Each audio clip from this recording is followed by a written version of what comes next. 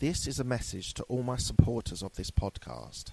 I'm introducing a new supporters program. You can contribute a small amount as a one-off payment to show your love for this podcast. Thank you in advance for all your contributions. This is the Absolute Business Mindset podcast, created and hosted by Mark Hayward.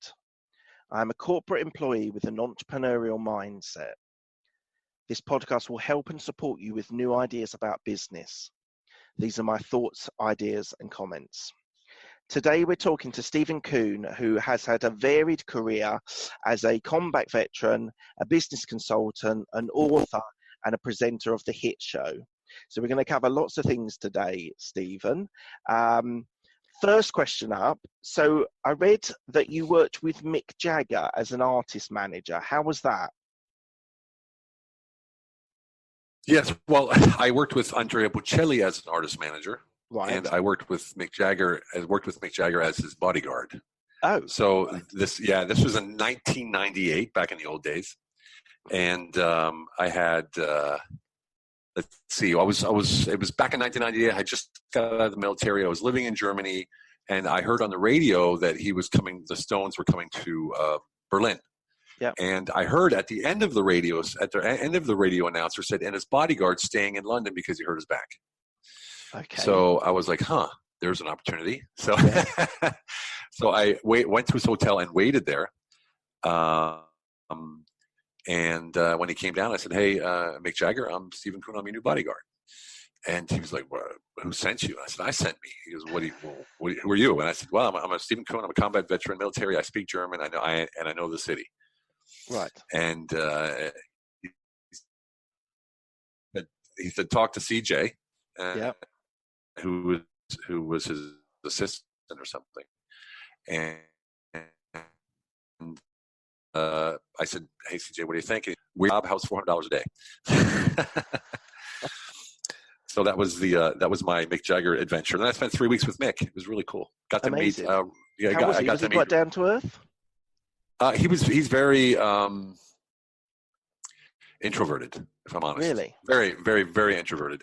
When he steps out of he's actually got a very small mouth, believe it or not. But when he steps out of the vehicle, it's like whoosh, he turns on this whole show that he has. A great guy, really calm, quiet, introverted, easygoing. Wasn't he an LSE educated? He was. I think I read somewhere that he went to the London School of Economics in London. I don't know that much. Okay, I only find it interesting because I was reading an article about him, and he was saying that he does all of the Rolling Stones contracts and all their negotiations because he did an economics. I did hear that. Yeah, that's right. That's right. I did hear that. He does all the contracts. Yeah. Anyway, very interesting character. Very interesting character. Right. So back to you, Steven. So you served for 7 years. Yep. Did you see much action while you were in the army? I did. I was in Iraq, and I saw Operation Desert Storm. There's a famous battle, the largest tank battle since the Second World War, called the Battle of 77 Easting. Right. That was us, right in the middle of it. Fought the Tawakana and the Republican Guard. The Tawakana and Medina Republican Guard. Lost friends, lost my sanity, lost hope. It was a tough time. It really was. And I have to say the toughest time, when you go to war, you expect to lose friends. You expect to be shot at. You expect all that. But what you don't expect is what happens with the civilian population. That really hit me hard. That really, really hit me hard, yeah. So it was difficult. And so you do say that you fell out of love with fighting. Why was that? Is there a story behind that?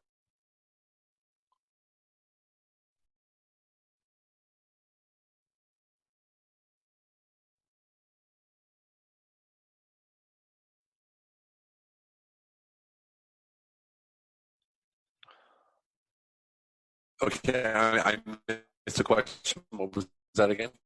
So the question was, you say on one of your websites that you fell out of love with fighting for the army.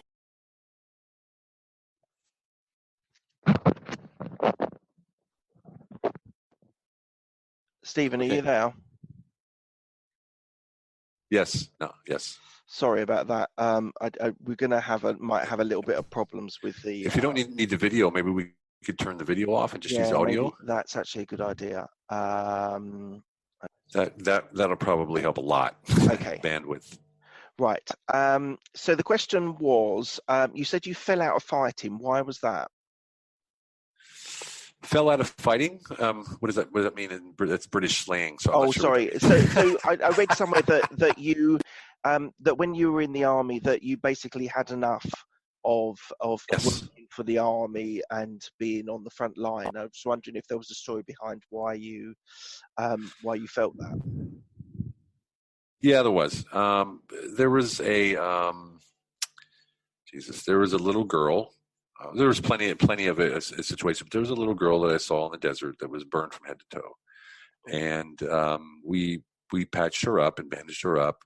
Yeah. And I had to send her back into the desert because we couldn't take care of them because they weren't enemy combatants. So I tried to do something for her, whatever I could, and I helped her get bandaged and things. But then that was it. And I had some butterscotch candies in my grenade pocket, and I went down on one knee and gave it to her. I went down on one knee and gave it to her, and when I gave her the candy, she smiled.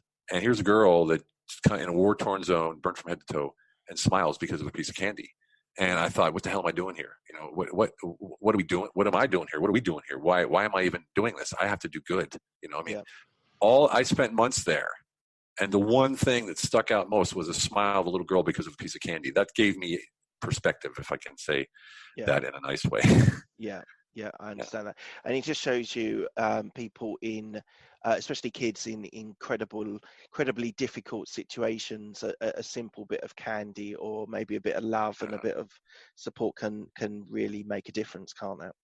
Well, and that's what it was. I basically, what I figured out, I didn't figure this out until later, but what I was trying to do was, I don't know, give her some kind of sign that, love is out there, people care, Yeah. And I hope somehow later in life that I figured out that maybe I gave her like a doorway out of her misery somehow, at least for a moment, where she could, sort of take solace that there's goodness out there somewhere. I don't know. I just felt like I was trying to give her hope for some reason. I couldn't do anything else. I had to meet her where she was. Yes. And it was really, really difficult. To this day, it's still, I want to meet this girl. She's probably 38 by now. I keep track. Yeah. Have you tried to reach out to her? Have tried to find her? Yeah, but I had no name, no nothing. So it was, it's just really difficult to find anyone. Oh, well, I'm so sorry. Like, as you say, you go into the army expecting these sorts of things, but when they actually happen, they can be incredibly powerful, can't they? Yeah, because they put a face to it. They put a face to and a smile and eyes and beauty, and they put it. It just changes everything. Well, I'm sorry to hear about that. So you, after you left the army, you actually had numerous roles, lots of different roles within different areas. What did you learn from civilian life, going into civilian life after being in the army for 7 years? I learned that everything I did before that in the military didn't matter. Because you got to realize when you're in the military, you stand there in uniform. No one has to know me. They look at me, they see where I've been, how long I've been in, what awards I have, my rank. They know everything about me. And when I get out, no one knows who you are, and actually no one really cares unless you get to know them. So that was a big change for me, even though it doesn't sound like it would be a trouble. But for instance, I got out and I was 28 years old, and I didn't know what to do, so I became a doorman at the Hard Rock Cafe. And in Berlin, and this is I'm out there leading troops, and next thing you know, I'm a doorman. So that happens quite often, believe it or not. So I'm standing there, and this kid comes up and says, "I want to come in." I'm like, "Sorry, you got to be 18 to get in." And he goes, "You loser, get a real job," that kind of thing. And you're standing there going like, you just want to explode. Yeah. But that was it. It was like facing reality. Like, I got to start over, man. Like, I got to start over from zero, because you got to remember, when you join the military, everything is taken care of. I mean, everything. Right. They even tell you what to do. And so you get out, I didn't know. I was basically 19 again, so it was literally starting over. So it took me a while to get my footing. It took about 3 years for me to figure out what the hell I was going to do. And then I opened my first bar. and I could work for myself. From then, that was 1996, and since then I've been self-employed.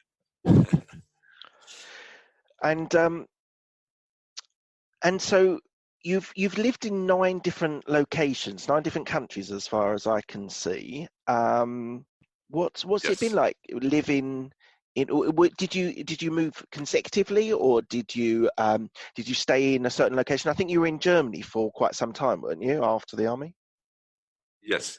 I still have my place in Germany. Okay. So I've had that there. I've had that since I got out in 1993, and that's always been my, let's say, base. Not anymore, really, but it's still there because it's where my business is based.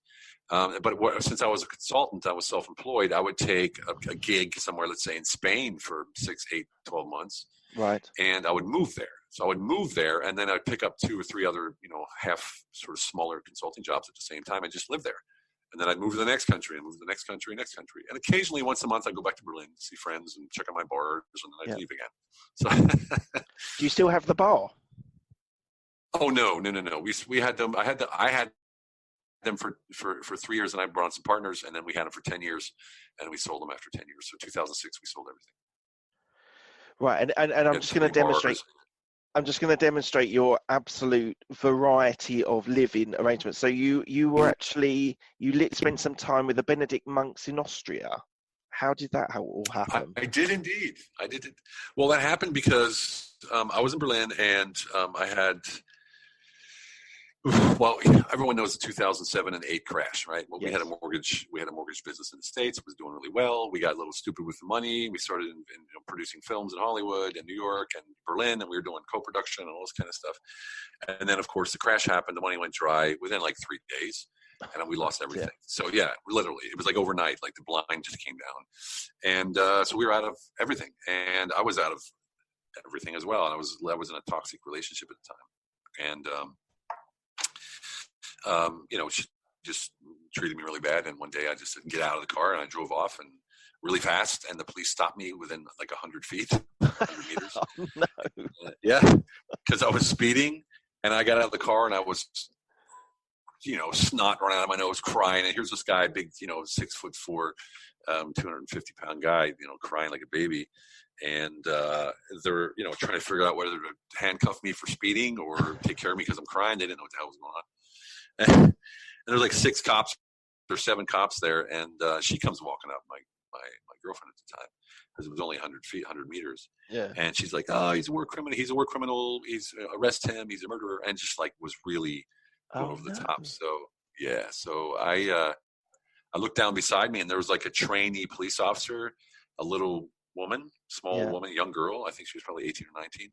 And so I just reached down, nice and slow, unsnapped her weapon, and pulled it out. And was going to, take care of myself, kill myself, basically. Right. So commit suicide.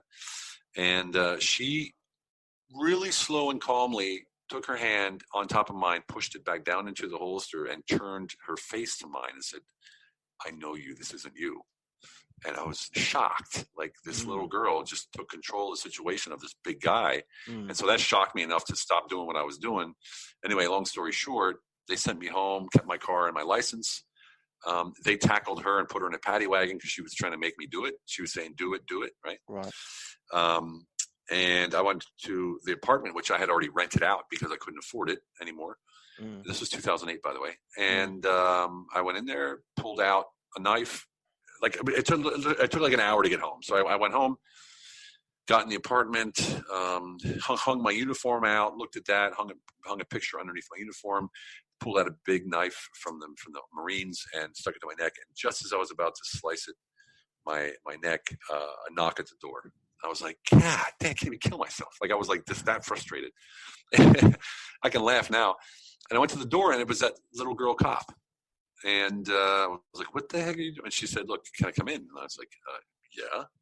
And she took the knife out of my hand and put it on the counter there and led me into my own living room. And, basically told me, I know you. I was at one of your books because I had written a book that was a bestseller in Germany years before. Okay. And she said, I was at one of your book readings, and I know this is not you. You're an amazing person. You've touched a lot of people, and this is just the beginning. You're going to have an amazing life and spread love through the world. And I'm like, who is this girl? Like, what in the hell is going on here? And she got up with that. She got up and gave me the, typical German kiss, one on each cheek, and walked out the door. And I'm standing there stunned and shocked, right? Yes. Going, and to this day, I don't even know if it was real. Like, maybe it was. I don't know if that happened, or if it. I literally can't grasp. I mean, it's so clear in my mind, but the pictures are blurry, if you know what I mean. So I don't know if it was my cerebral overload that created the situation to save my life, but whatever it did save my life. Because at that moment, I called my friend in Austria and I said, Michael, either you get me out of here or I'm not going to be here tomorrow. And he sent me a plane ticket per email, and I flew to Austria. I had no idea what I was going to do, and he just brought me to the monastery and said, "You're living here." And yeah, and I went in, and I spent about 8 months there. It was incredible. It was exactly what I needed. Right. So there's a lot to sort of unpackage from that story. So I don't want to dwell too much about the suicide, but I'm just interested. Was it your toxic relationship with your girlfriend? Was it additional factors? Did you have a bad job or career at the time? You said you'd released a book. Like, I just want to delve a little bit deeper into what the thought process was. We have high expectations of ourselves, especially when you're in the military. You get out, you're used to having this mission bigger than life. You're used to signing a blank check and saying, I'm ready to go. And when you don't have that anymore, you're constantly looking for fulfillment. And money was great while we had the mortgage business, but when it crashed, we had nothing. And the money was my form of fulfillment, because that gave me respect from the people who respected money. And at the time, that was where my focus was. And when that fell away, I had nothing left. I had no personality. I had no belief in myself. It was really hard. And of course, I have PTSD as well, which I don't ever use as an excuse, but it's there. Yeah. And that sort of compounded the whole factor as well. Like, here we go again, I can't fucking win, and that kind of stuff. So it just, pity party for myself and some pressure from the past and no fulfillment. It just all came together. And it doesn't take much, to get there for me. I think it's an experience, and a shared experience with lots of people. I was involved in, or I am involved in, a men's group where in the UK at least, the age of 18 to 30, the biggest killer for men between those ages is suicide. Yeah. So I think it's something that it should be tackled and should be people should be sensitive to, because I think there's a lot of people out there that have that shared experience with you. Well, and it's a scary thing, because there's so many different reasons why this happens to the outside world.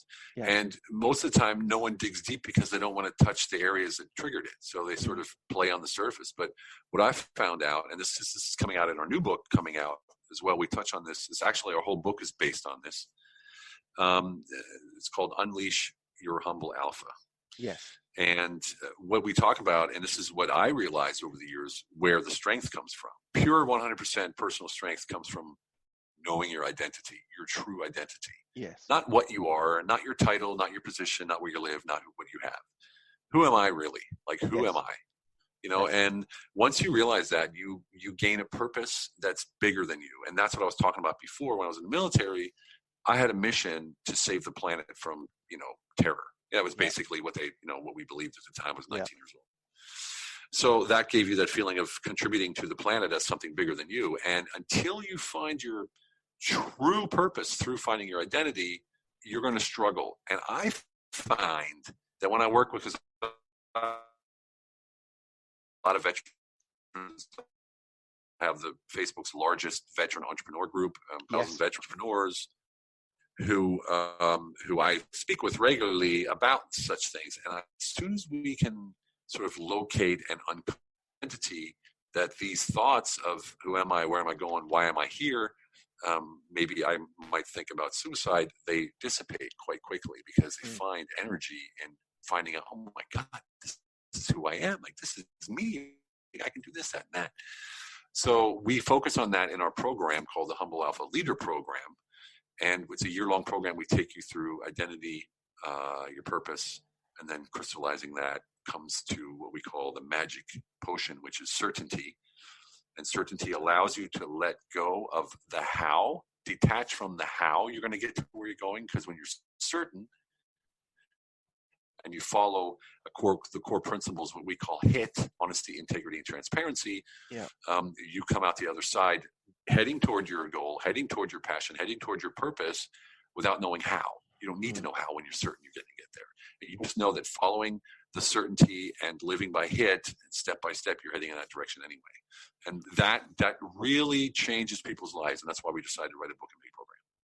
Okay, so you've mentioned about the Humble Alpha Leadership Program. You've mentioned about the vetpreneur tribe that you've got, and you've talked about the HIT show. I'm going to cover all of those as we go along. But before we get into the programs, there's one part of your career which I just want to delve into. So after your period in the army and various other things, you went to management school in the UK. Yeah. What was the drive? Obviously, business. You were thinking that consultancy and business was where you were going to go. But why did you choose to go to the UK to do it?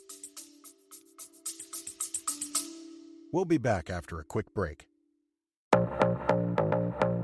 Hi, I'm Alex, the host of X Health Show. Meet the future of healthcare. Think X-Men, that's X Health. Actual superheroes behind programming living cells to cure cancer once and for all. Tech that detects preterm delivery in seconds, brain-computer interface, or apps that employ AI to match you, your disease, with the best treatment. X Health Show brings to you visionaries who push the boundaries of healthcare from Switzerland, the heart of Europe, and the most innovative country in the world. Let me introduce you to their startups. Head to X Health Show, meet the future of healthcare. Happy to greet you there.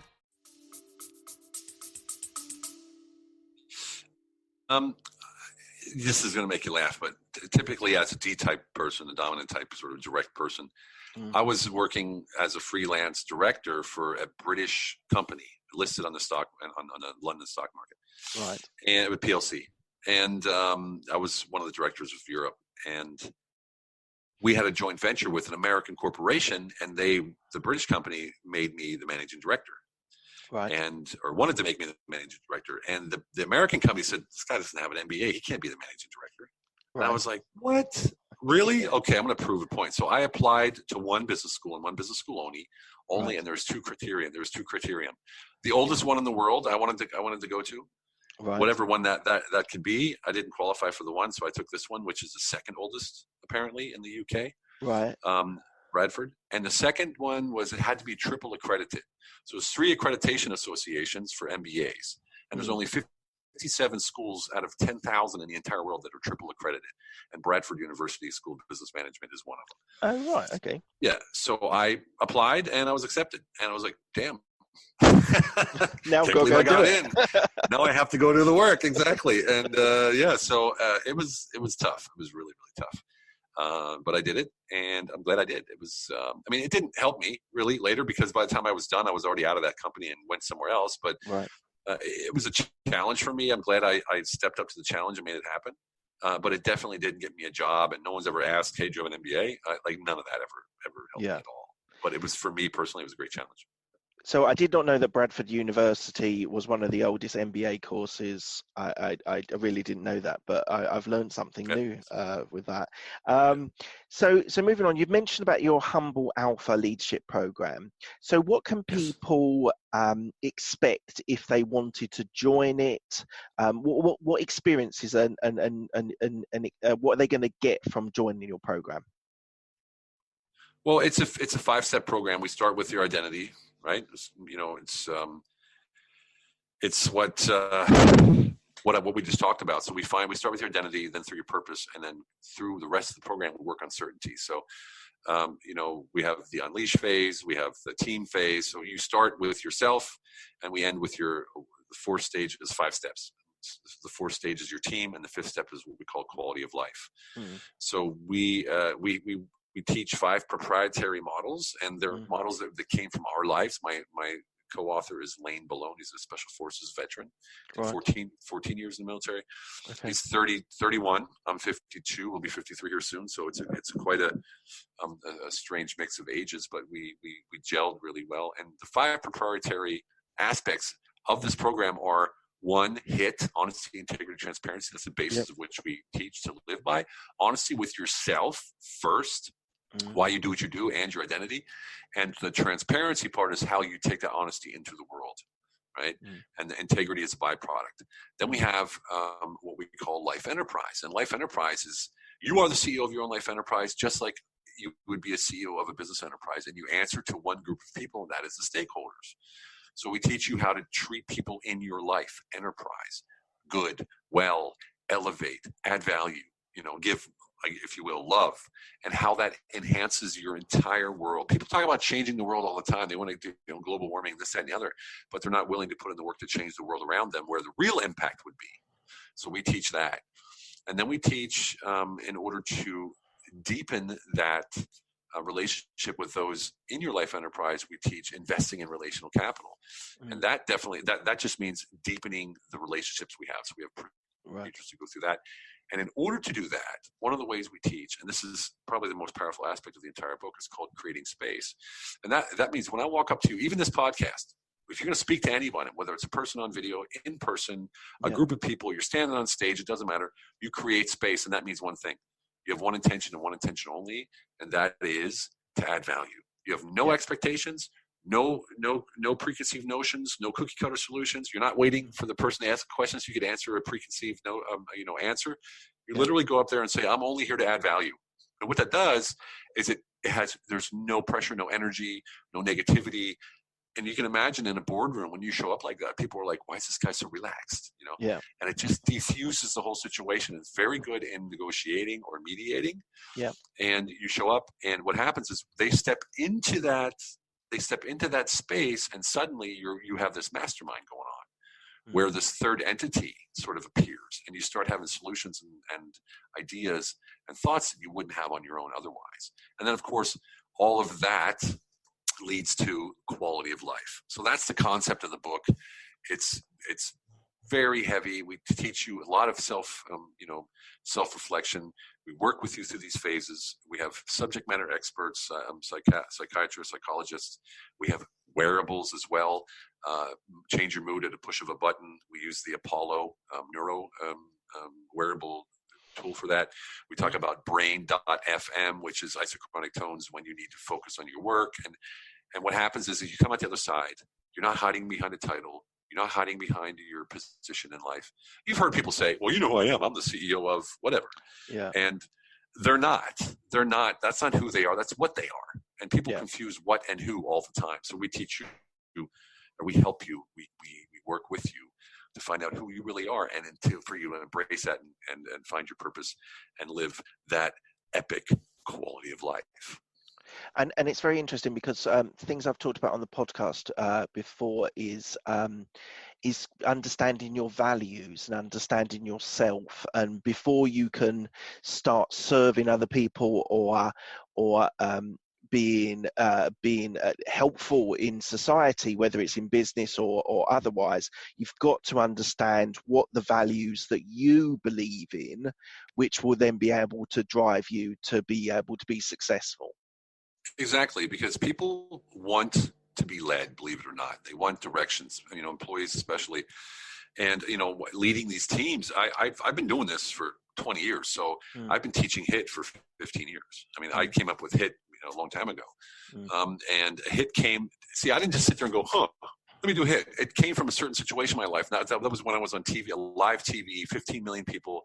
The second day after the war started in 2003, they were interviewing me because my book came out, and I was asked questions where I had to be 100% honest and true to who I was, because I knew that I was in front of 15 million people and I couldn't lie, right? And I had to bury their expectations or the expectations that I thought that they had of me, and so that's where HIT came from, for instance.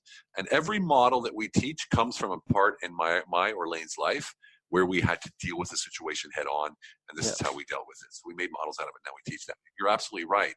When you have a moral basis from which you operate, you're solid. I mean, when you live by HIT, people can talk about you, they can point fingers, they can do whatever they want, but it's like you're Teflon, because nothing touches you, because you're coming from a moral, properly moral based sort of output, and it's fabulous. You don't worry about what other people think. See, that's the number one thing that we teach as well. So this is what I teach all my clients is this. You either have no expectations of anyone in your life, or you verbalize it. So either you tell them what you want, or you don't have any expectations. Number one, you won't be disappointed ever again, because you don't have any. And number two, your relationships will be richer, deeper, more loving, because you actually communicate with somebody instead of saying, "Here's some flowers, honey," wink, wink. Maybe we'll get some tonight or whatever. Excuse my French. You're going to say, you know what I'm saying? So that right there is a perfect example, because then the wife's like, "Oh Jesus, maybe one, oh God, now I get," it's that kind of. So all of a sudden you have these two negatives. So instead of just speaking it out and saying it, "Baby, these flowers are for you," and love to roll in the hay tonight. It's like, just say it. You know what I mean? I'm serious. It sounds funny, but it's so liberating when you realize that a third of your day, literally, is taken up by wondering what the boss, the colleague, the mom, stepmother, mother-in-law, what are they thinking? What do I got to do? Oh God, the boss called me in. What does he want? What did I do wrong? Why is it? Just if the boss calls you in, you say, "This is going to be great. It's going to be something good." You go in there and you create space, right? Yeah. Add value, one intention. And I'll tell you what, the boss is going to be like, "Man, who's this guy? Wow." You see what I'm saying? So we dictate our own reality through our thoughts. I mean, thoughts, and that's the funny thing about it. I'm going on a tangent here, but this is so important, is that most times, 99% of the time, when something happens in our life, no matter what it is, we react to the thoughts we have about that what happened, and not actually that what happened. So the boss calls you in, suddenly your thought is, what does he want? What did I do wrong? You start scanning your life to see what you might have done. Who did I tell what to? Who could have ratted me out? All this kind of stuff, right? So none of that happened yet. You're literally planting that in your head to make you crazy, right? So when we realize that, and you drop expectations, and you pay attention to your thoughts, and they start driving you crazy, you drop them, life is suddenly empty. And you're like, wow, I actually have time to do stuff now. Like, I'm creative. I can think now. I can think for an hour straight for no reason. It's amazing. No, it's so true. It's so true. I think it's fascinating, because I read an article that you wrote, and you said that about societal norms being harmful. I just want to explore that with, do you think men in this modern society that we live in, do you think they're being damaged by society? I think that's for each person to decide, depending on what their personal preferences are. But I personally, as someone who believes in providership as a male, that's me, man, that's my personal opinion. I feel like we may not be being damaged directly, but indirectly, because of the expectations and the norms that are being set, that men are scared to step up to say what they want without being labeled as misogynist, sexist, or whatever. And these days, you don't even have to be sexist or misogynist to be called that, or toxic masculinity, But on the other hand, you have all these trends with men as well. So the big trend, of course, still is the beard, the tattoos, plaid shirt, that kind of stuff, right? Where they're being taught this is authenticity, but it's not, because there's a whole group of people that look exactly the same, right? So they're being led down a path of inauthenticity, telling them that they're authentic, and they're not happy. A lot of these guys aren't happy. I mean, I talk to hundreds and hundreds of people. And most of them aren't happy. They're looking for that. Who are we? Who am I? There's only one you, and no one will ever do it better than you. So this first book is about men. So we're going to have a Humble Alpha female. We're going to have Humble Alpha entrepreneur as well. So this Humble Alpha male program is specifically about males. That's where we're starting, because we're both male. I think that men have a really tough time right now, as do many others, in being who they are, because they're so worried about being labeled, fired, called whatever, misogynist, toxic, or whatever. And that's a dangerous place to be, because you start shrinking from who you are, which detaches you from, let's say, the love of and lust of life, which makes you less of a performer, less of a provider, maybe even less of a person in your own eyes. And that's damaging in any way you look at it. Absolutely. And so you've talked about your authentic self. What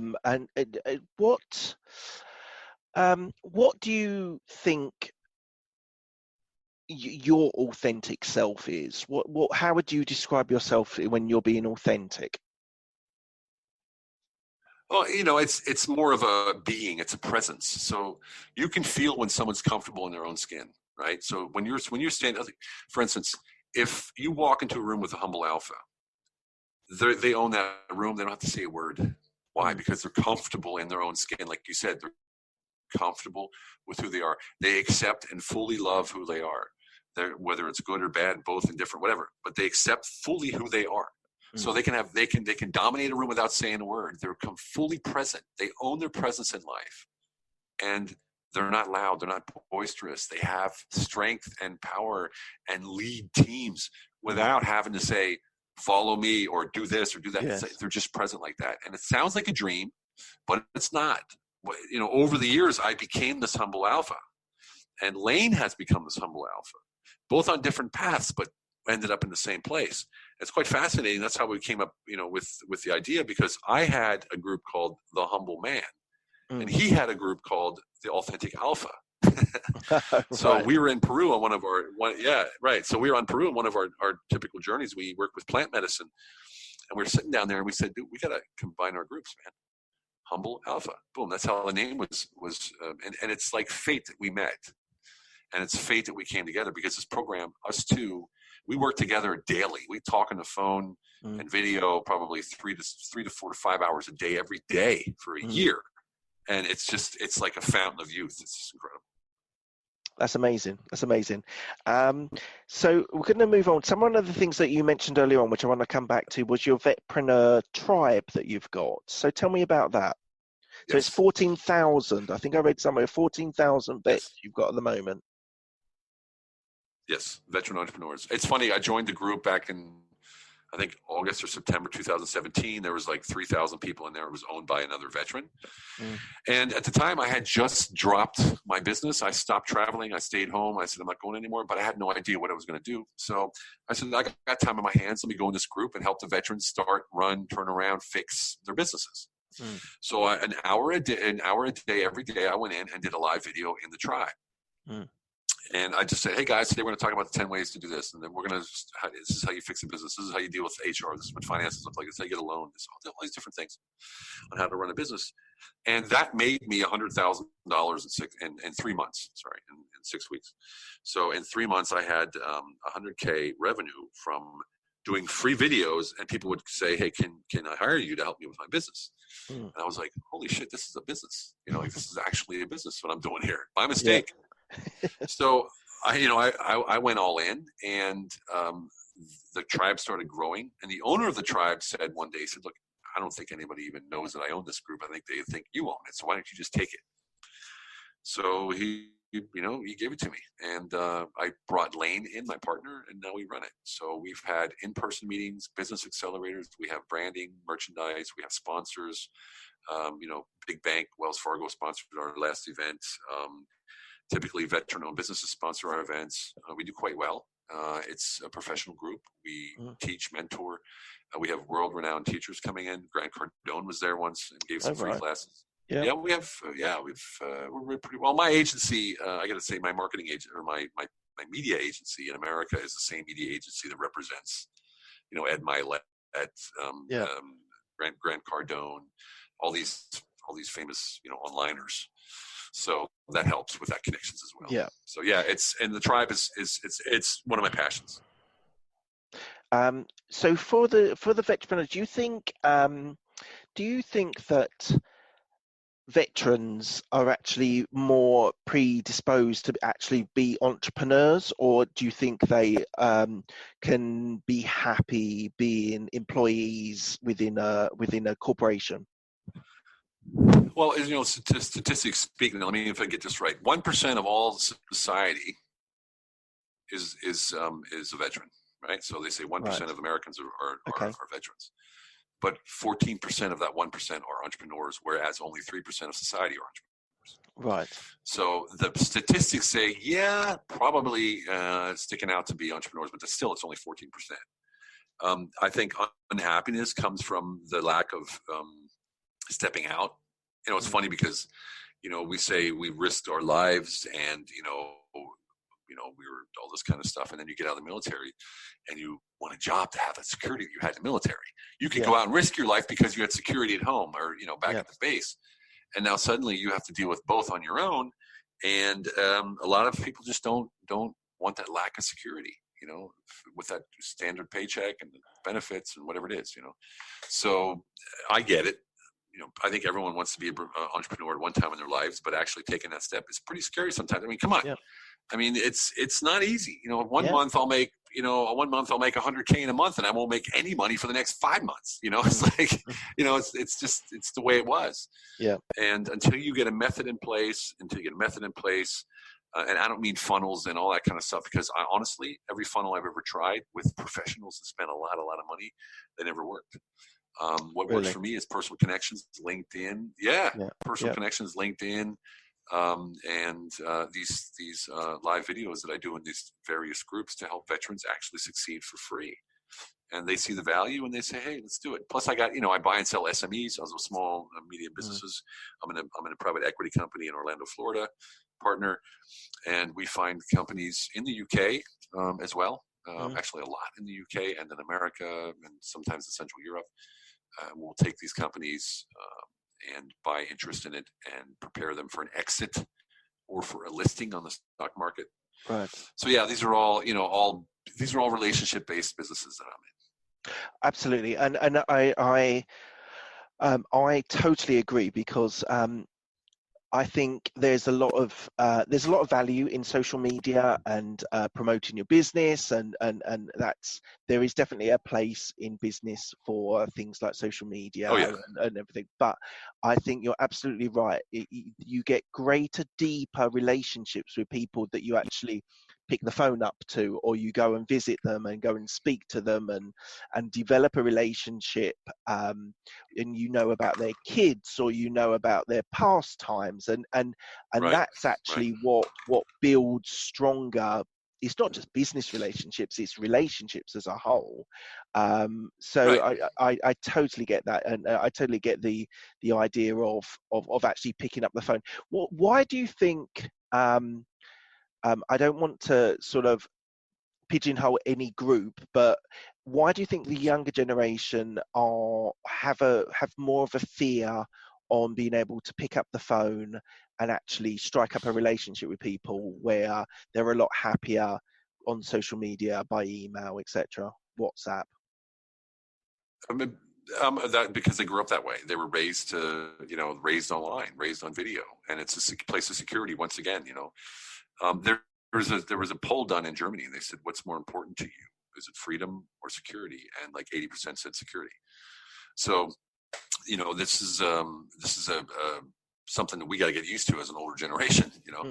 This is how they are. This is how they communicate. You can't force them into doing what we do, and they don't know the value of real relationships, even at home. Sometimes you see a lot of the younger generation stuck in the basement on the PC 24/7. So, like I said, I don't want to pigeonhole them either, but it's a thing that we have to accept and sort of deal with, and they have their own depth of working with that. But this is also the result is all of these funnels and marketing and online and this, that, and the other. And it's always the best, next best thing, and make your money here and do this and do that. And there's some people that make a lot of money online. And there's nothing wrong with that. But if you're selling a product, that's probably the best place to be. But if you're selling a service like coaching or something like that, it might supplement it. But truth is, if you walk out your front door and walk down the street 100 meters in each direction, you're going to find more clients than you could ever find online. Yeah. That's so true. So true. So you've written various books. I know you've written Unleash the Humble Alpha, but you said that you wrote a book in Germany some time ago. So tell me about your experiences of writing books, or tell me about the books that you've written. Yes, sure. Well, the book I wrote was called, I wrote it, and the Germans were the only publishers to pick it up because it was pro-America, anti-war, and it came out the day the war started in 2003. Right, okay. But so it wasn't so happy. It wasn't so. Actually, a British publisher wanted it too, and they also turned it down. So Random House and some UK publishers said, "Oh, this is great, bestseller in Germany. You're an American, let's do it." And then they read it. They're like, "No, we're not going to print this." So, and it wasn't because it was negative. It was because at the time everyone was pro-war, right? Yeah. And I was living in Germany, which was part of the axis of evil, if you remember. George Bush called us the axis of evil. Yeah. And the book came out, and it was a story. It wasn't a war book.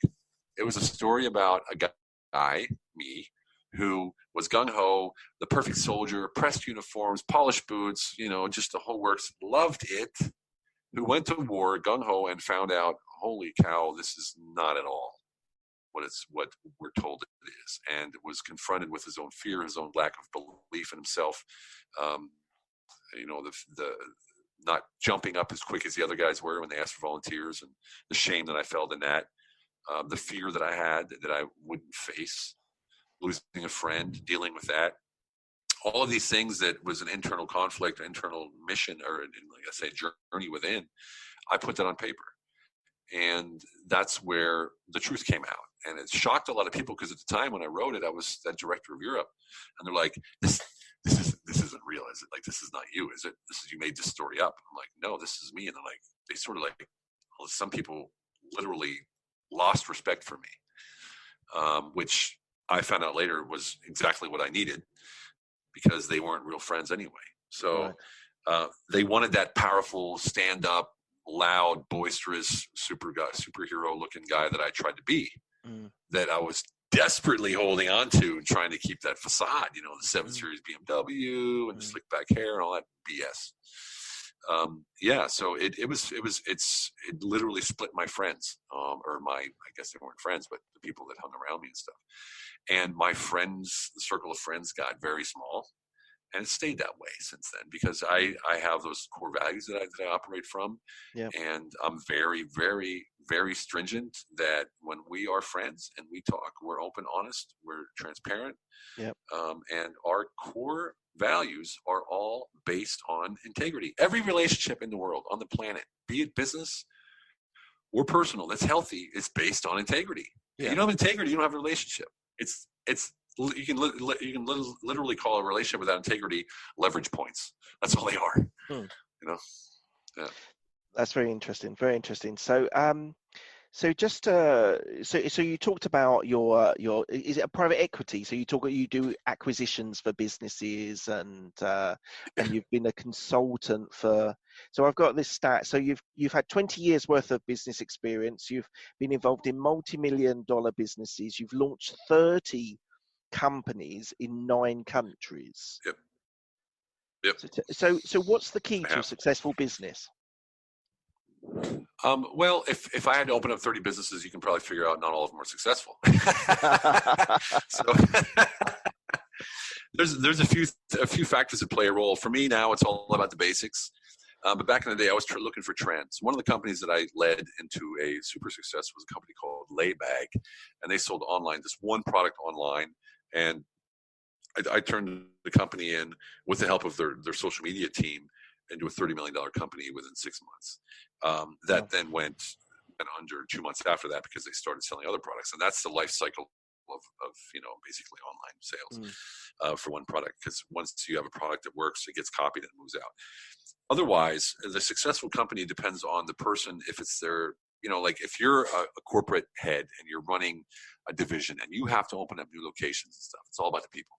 It's all about the people. In other words, what you like to hear, culture, right? Company culture. Yeah. There's a certain way to work with staff, and there's a certain way to work with the company. So my identity and my purpose always had to be aligned with the company. So that means that I would share my purpose and who I really was and why I was doing what I was doing with the staff, and I would nurture them to the point where they knew that every time that they put pen to paper, they were contributing to the vision that we had as a company and our personal vision, as well as the bottom line. And when you have that this is what we teach as well in the course, the Humble Alpha course. And when you have that, you have more innovation, more creativity, and less conflict. And the company runs almost on its own in those points. And I remember the corporation I was working for as a freelancer, contractor.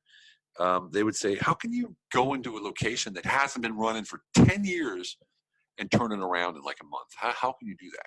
Or how can you take a new location and just explode it overnight? And I kept saying, it's about the people. And they just never got it. They never, of course, I had stringent structures. I call it PPS, people, procedures, and structures. The right people with the right procedures and the right structures, man, you're rocking. Yeah. Right. So they're rigid. They're very clear, but the culture is fluid. The culture is pro-team. And I hate using that word because it just sort of dilutes how important it really is to have a team that matters and cares for each other. You know, I would cook lunch sometimes. Here I am, this executive, this big executive, and I'm coming down from my apartment in Switzerland, for instance, and I'm cooking, you know, my grandmother's recipe of stuffed shells, and I serve the team, 70 employees. Yeah. You know, and here I am serving the team lunch. And they're like, what is up with this guy?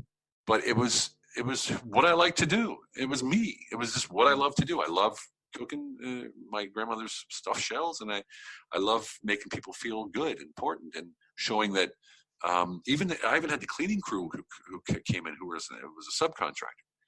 I would have them come in, and we, you know, every meeting we had every single day. It's called the huddle.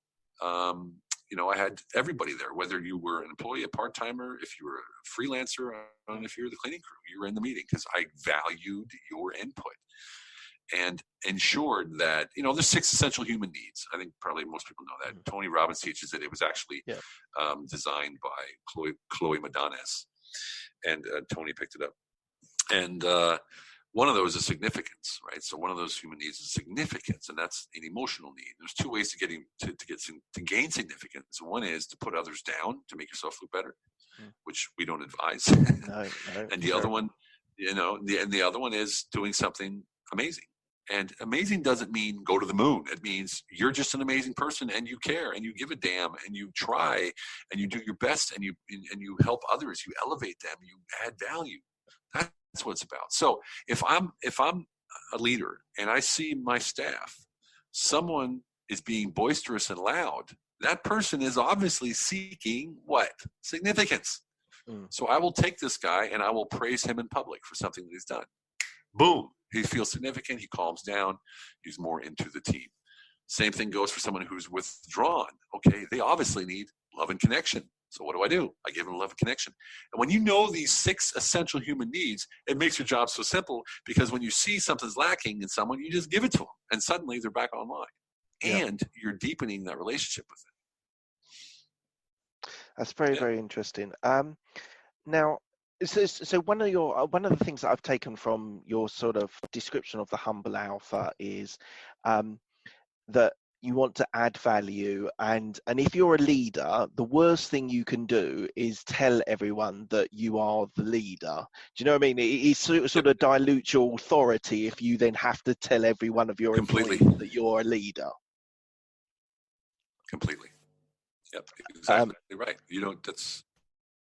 Yeah, I just think it's incredibly important, because the good leaders that I've worked with, they have a natural, as you say, it's a natural being comfortable in their own skin. The best leaders are the ones that are comfortable who they are and can actually lead a cross-section of different employees, different types of employees, by being able to lead them and understand them. So I totally get this. I totally get this concept. It's a presence, isn't it? You can feel a good leader. You can literally feel when a good leader walks into the room. And sadly, you can also feel when there's a bad leader walk into the room as well. Wow, you nailed that one. That's for damn sure. Right, true. So we're sort of coming to the last 5 minutes. So I just want to get in a quick question about you being a German politics consultant and coach. How did that come about? Yeah. Wow. Well, I was my book had just come out. I had some friends visiting Berlin. I was on a river cruise, just going through the river. It's like a 3-hour cruise. And you look at Berlin from the riverside. Yep. And there was a guy sitting by himself on the boat, and he was sweating. It was hot. I was like, man, this guy's sitting in the sun, not even flinching, reading the newspaper. So I got up to get some drinks for my friends, and I walked by. I'm like, hey, would you like a drink? I'm coming back, and you can come sit with us and chat a little bit. And I looked down. He was reading my book. And wow. It was weird. Yeah, it was crazy. So I went and got a drink, came back. He sat with us, got to talking. It turns out he's royal, right? So he's one of the royal family from Sweden to Germany. And we hit it off, and we started meeting every day, yada, yada, yada. His girlfriend at the time is now, he now married her. He married her soon after that. We co-formed a political pressure group in Germany, which after a few years started getting in politics, like more involved than we thought we would. And then about 6 years ago, maybe 5 years ago, this organization led by his wife now took over an existing new party in Germany that is now turned into the third largest party in Germany. Oh, wow. Right. And actually, Nigel Farage campaigned for us for the election. And his wife actually was the head of Nigel Farage's Free Democratic Party in the European Union before she got elected to the German Bundestag. So, yeah, I'm not involved that much anymore because as an American with American passport, every time I stepped up and said something, look, he's intelligence agency and this kind of stuff. So it just sort of screwed everything up. But they're my best friends, really, really good friends. We have super contact. I help them where I can. I'm sort of like the backdoor advisor, I guess you could say. Right. What's that message? Usually where it stays, but. Okay, so I had a blast. I spoke at the parliament in Croatia as well. Worked with veterans in Croatia of the Balkan War, and I spoke with I had some meetings with British PMs in the European Union. Yeah, it was quite interesting. Oh, very interesting. Right, so I've got 5 quick fire questions. They don't have to have a quick answer, but they're sort of shorter base questions. So what's the best decision you've made? Giving up that life of shine, glitter, and glow, and I'm trying to be somebody I'm not. Interesting. What's the best advice that you've been given? My grandfather, I think I was 16 years old, it must have been 17 or 18. It was 1985, I think. And he was getting old and getting dementia and stuff. And he said to me, look, always be the person that says something good to somebody. If you see somebody out there, and it doesn't matter why, if you know them or not, if you see something and they make you smile, tell them. And I was like, yeah, okay, whatever, that's some goofy stuff right there. But over the years, I saw that when I was in a situation where I was like, why is this guy, what a jerk, why is that? And I said, wait a second, why am I calling this guy a jerk? Because he said to me, you can walk out in the street, stand in the middle of the sidewalk, and you'll be called a jerk or an asshole within minutes. But you can stand there off to the side and no one will say, hey, are you okay? What's going on? People just pass by and walk by you. So don't be that person. Be the person that stops. Be the person that elevates others. Be the person that tells people that, something about them that you actually noticed that looks good or that makes you feel good. So I'll be in a bar or somewhere on a train or in the shopping, whatever. And I'll be like, wow, I love your glasses or whatever. Actually, like, I don't look for it, but when I see something and my intuition says, well, that person's interesting, I'll tell them. I say, well, you look like an interesting person. And because my energy isn't something of want, or I'm not trying to get something, it comes across as genuine and authentic. And the people are very like, wow, thank you so much. That's amazing. Why did you say that? Well, because it just struck me. But yeah, that was my best advice. It serves me well to this day. So who has helped you most in your career?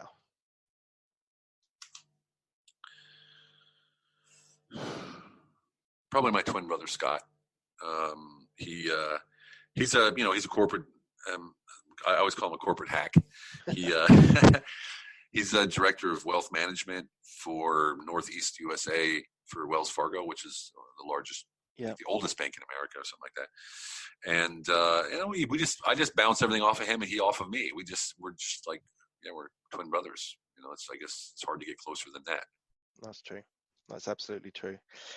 Any regrets? No, not at all. The only regrets I have are the ones that if I ever hurt anybody that I didn't know, I've apologized or tried to make better the people that I've hurt up to this point in my life. So I've literally called people that I might have hurt in a way. I was never a bad person. I didn't go out and callously do things, but I had some fights a lot actually when I was a doorman. And I try to find the people and just apologize to them. Or when I saw them years later, or someone hated me for something that I did or said or whatever, I apologize all for those things. So the only regret that I have is that I couldn't find everybody. Very good, very good. And the last question is, what are you most proud of? I think this is an easy one. My children, I have a 5-year-old Maximilian Eugene Kuhn and my daughter Chenga Victoria Kuhn. They're 4 and 5 years old. Just absolutely. Wow. I and it's hard to be proud of it because it's just because that's typically you say you're proud of something you've accomplished and stuff, but these kids overshadow everything in my life. The most important thing with my wife, of anything I've ever experienced in my life, and the love that it's almost hurtful.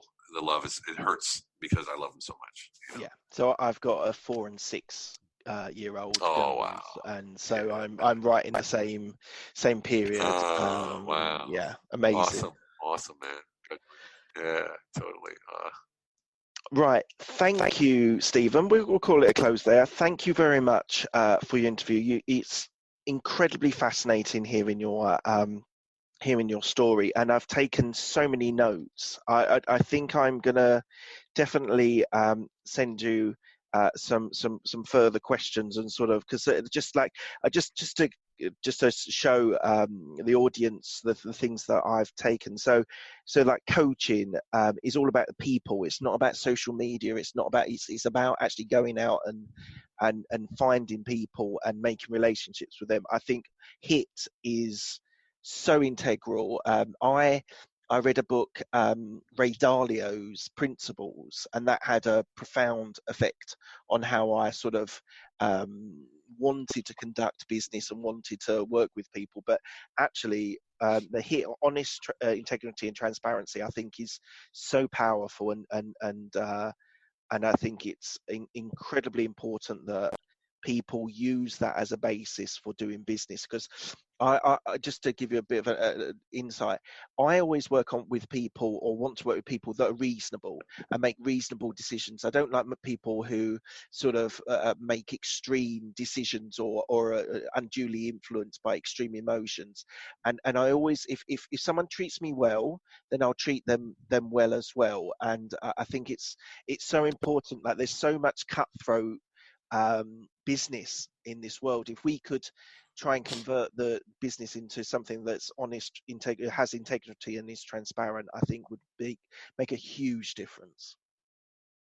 Amen.